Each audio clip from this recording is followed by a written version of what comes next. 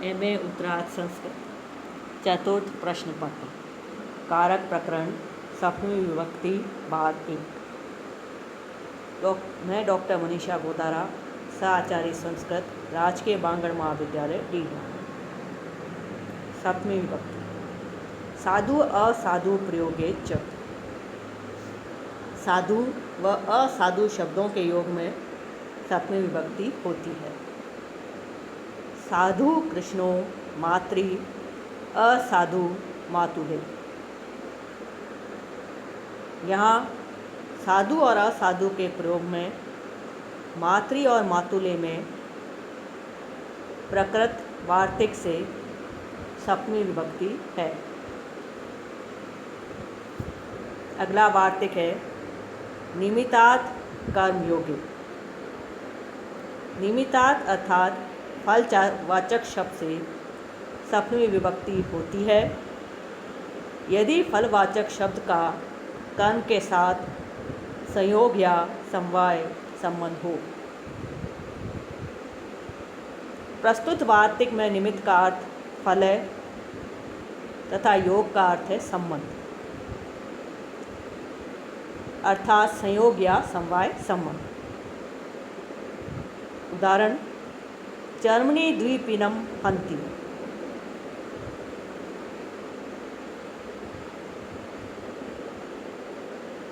यहाँ निमित्त अर्थात फलवाचक शब्द है चर्म, क्योंकि व्याघ्र के मारने का उद्देश्य चर्म की प्राप्ति ही है।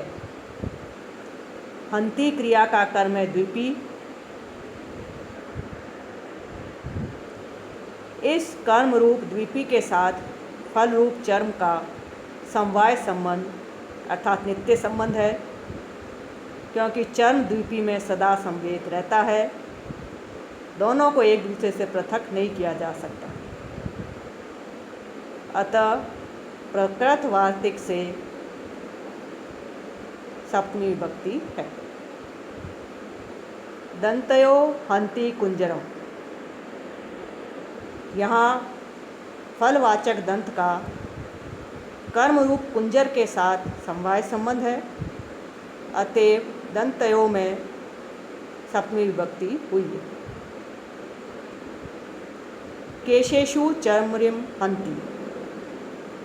यहाँ भी फल रूप केश का कर्म रूपी चमड़ी नामक मृग विशेष के साथ संयोग संबंध होने से केशेषु में सप्तमी हुई है।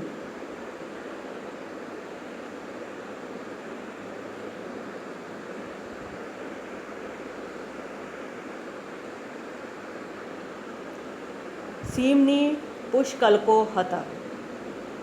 यहाँ भी फलवाचक सीमन रूप पुष्कलक के साथ संयोग संबंध होने से सीमनी में सप्तमी विभक्ति हुई है। यहाँ सभी प्रयोगों में हेतु सूत्र से हेतु में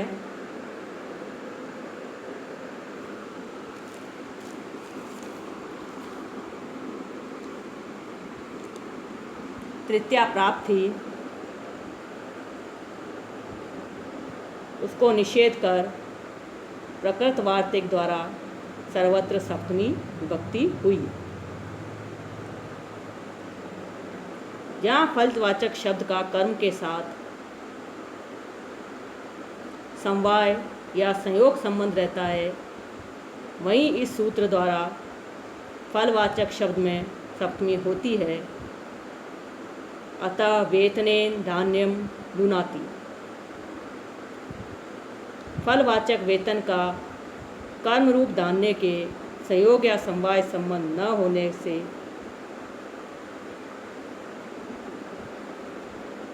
यहाँ वेतनेन में सप्तमी न होकर हेतु सूत्र से हेतु में तृतीया हुई है। अगला सूत्र है यस्य च भावेन भावलक्षणम। जिसके एक कार्य से कोई दूसरा कार्य लक्षित हो उससे सप्तमी होती है, अर्थात जिसके एक कार्य से दूसरा कार्य होना पाया जाए उसमें सप्तमी होती है। गोषु दूयमानासु गता, गायें दुई जाने पर वह गया, अथवा जब गायें दुई जा रही थी वह चला गया।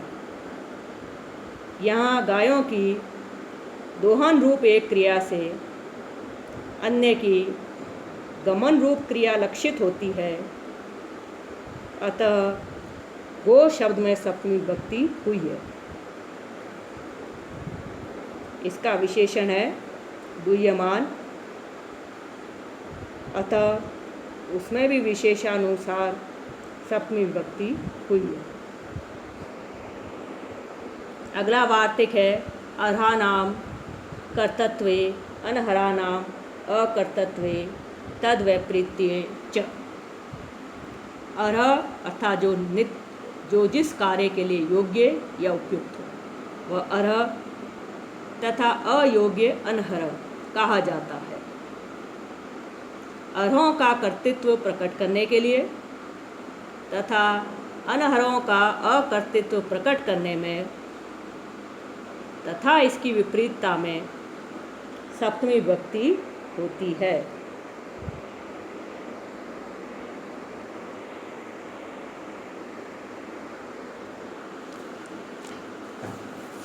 अर्हानाम कर्तृत्व अनहरानाम अकर्तृत्व, अनहरानाम कर्तृत्व अर्हानाम अकर्तृत्व, इस प्रकार इस वार्तिक के 4 भाग हैं।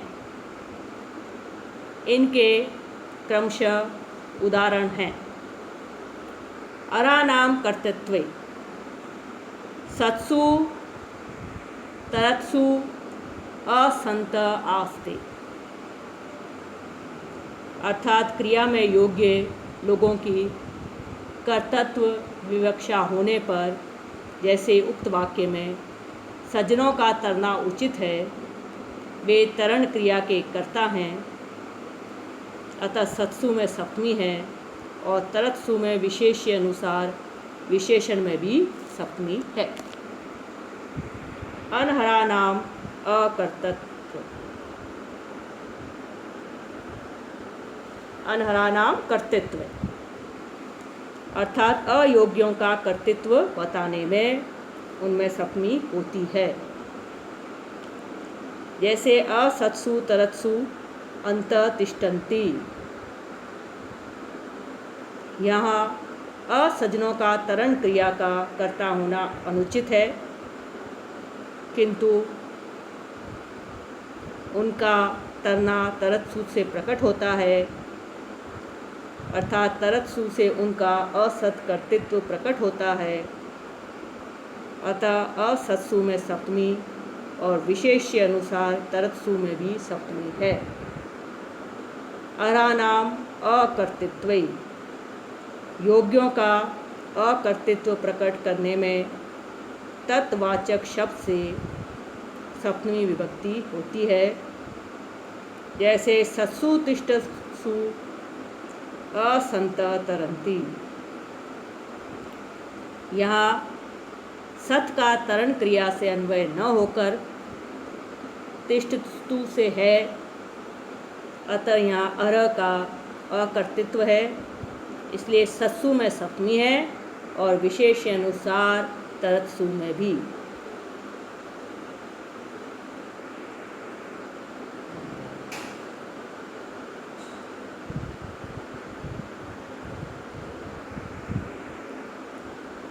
अगला सूत्र है षष्ठी च अनादरे। अनादर की अधिकता प्रकट होने पर जिस क्रिया से अन्य क्रिया लक्षित हो उसमें षष्ठी और सप्तमी विभक्ति होती है।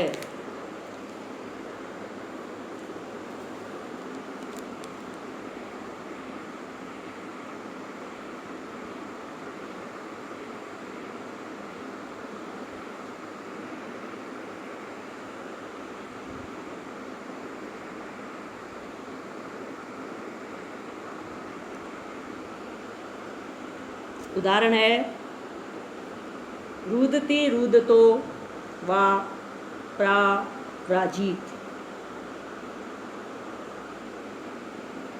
यहाँ रुदन का अनादर प्रकट होता है तथा रुदन क्रिया से प्रव्रजन क्रिया लक्षित भी होती है। रोते हुए पुत्र आदि की उपेक्षा कर संन्यास ग्रहण कर लिया, अतः रुदन में प्रकृत सूत्र से षष्ठी एवं सप्तमी विभक्ति हुई है। अगला सूत्र है स्वामी ईश्वर अधिपति दायाद साक्षी प्रतिभु प्रसूतैश्च। स्वामी ईश्वर अधिपति दायाद साक्षिन एवं प्रसूत के योग में षष्ठी तथा सप्तमी विभक्ति होती है। वास्तव में यहाँ संबंध में तो प्राप्त ही थी, केवल पक्ष में सप्तमी विधान के लिए ये सूत्र है। गवाम गोशु वा स्वामी। यहाँ स्वामी के योग में गवाम गोशु में षष्ठी एवं सप्तमी विभक्ति हुई है। गवाम गोशु वा प्रसूतः, यहाँ भी षष्ठी व सप्तमी विभक्ति प्रसूत के योग में हुई है। इसका अर्थ है कि गायों का अनुभव करने के लिए ही उत्पन्न हुआ है।